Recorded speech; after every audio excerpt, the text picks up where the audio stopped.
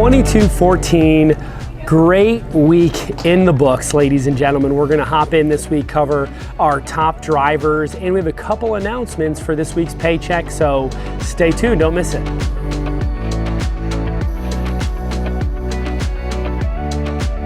All right, welcome back. The vision here at Brave Freight is to provide owner-operators and fleet owners with a simple turnkey solution to a scalable trucking business. Let's hop into the top 5 this week.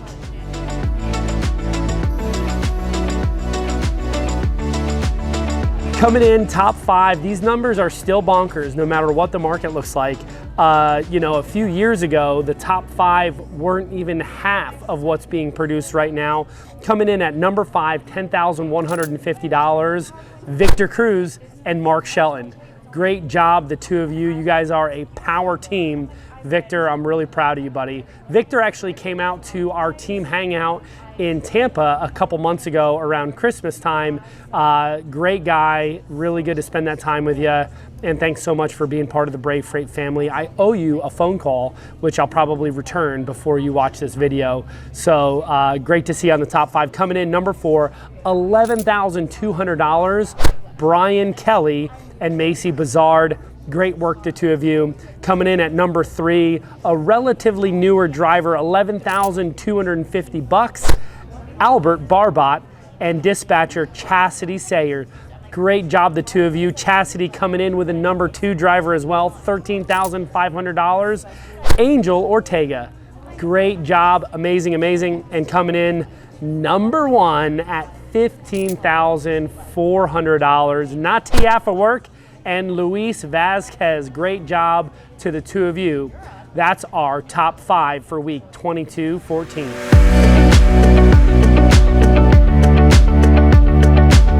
All right, we're gonna rip through the 7K Club. We have 25 drivers in the 7K Club. Absolutely incredible stat. If you're in the 7K Club consistently, I promise you, you might have 99 problems, but making money is not one. Coming in, number 25, a B&B leasing truck.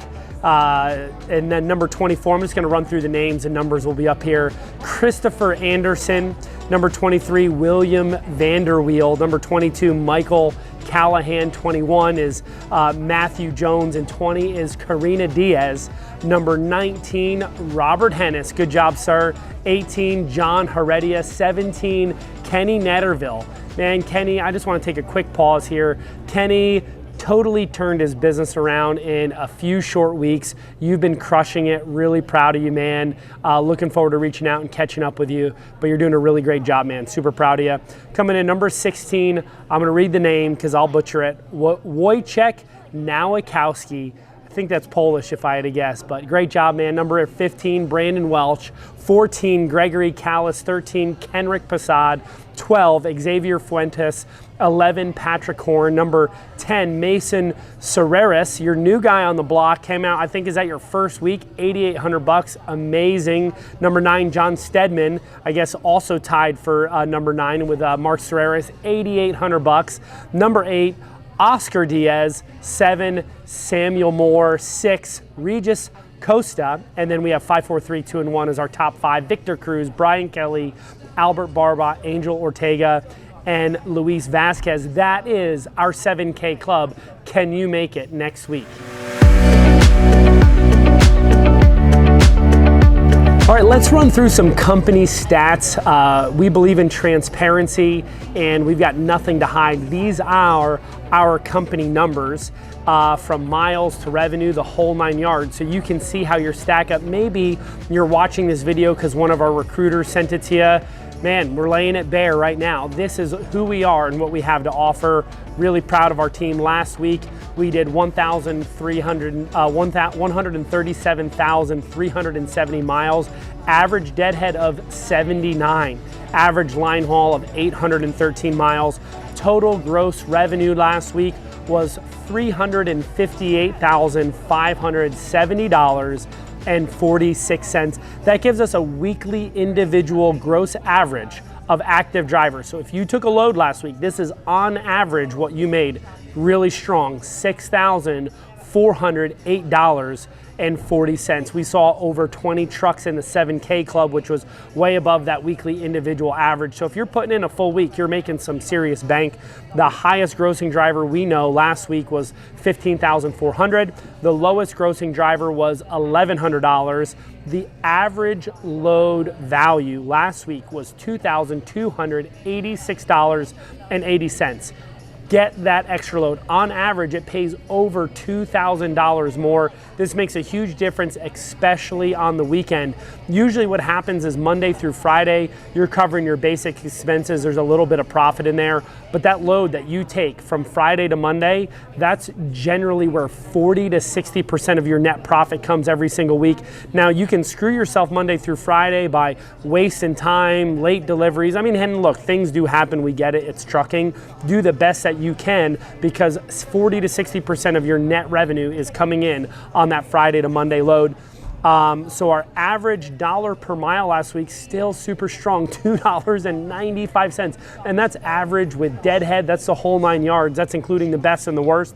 The lowest dollar per mile was $1.06, and the highest dollar per mile was $22.89. Those are stats for week 22-14.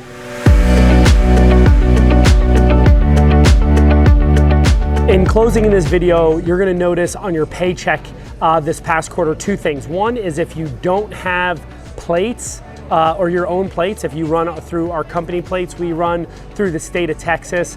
I think they're pretty fairly priced. We haven't priced out a ton of states. I haven't really seen anybody lower, and we've seen several states higher. Obviously California, Pennsylvania, some of these other states have a much higher plate cost. We're anticipating that Texas is going to be right around $1,800 for the plate for the year.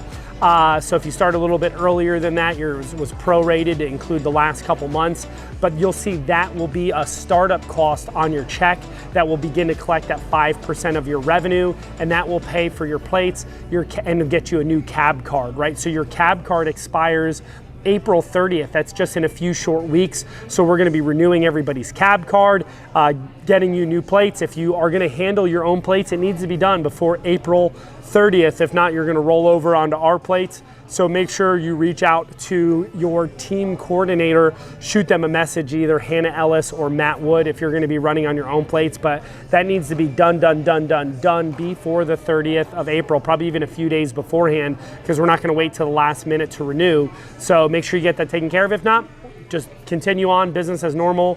You'll see that 5% deduction until that $1,800 is collected out.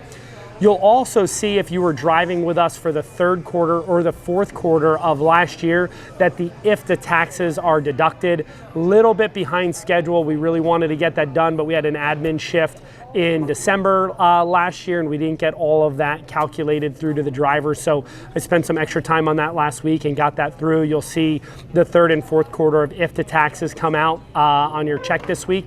And then taxes for the 1st quarter are due by the end of this month. So we'll probably file them within the next week or two. And you'll see anybody that's drove, obviously January, February, March, you'll see if the taxes come out, in one of the future checks, depending what that is. It's all based on the mileage that you drive per state. So we do all the math, we figure out how many miles and gallons each person buys in each state, and then they pay the appropriate tax per state or get the refund per state.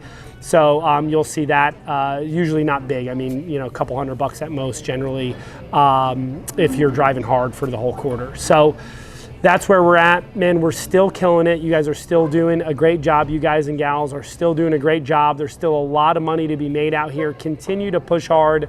It's not just about how much you make, it's also about how much you keep. So make sure you're being a good steward over your finances.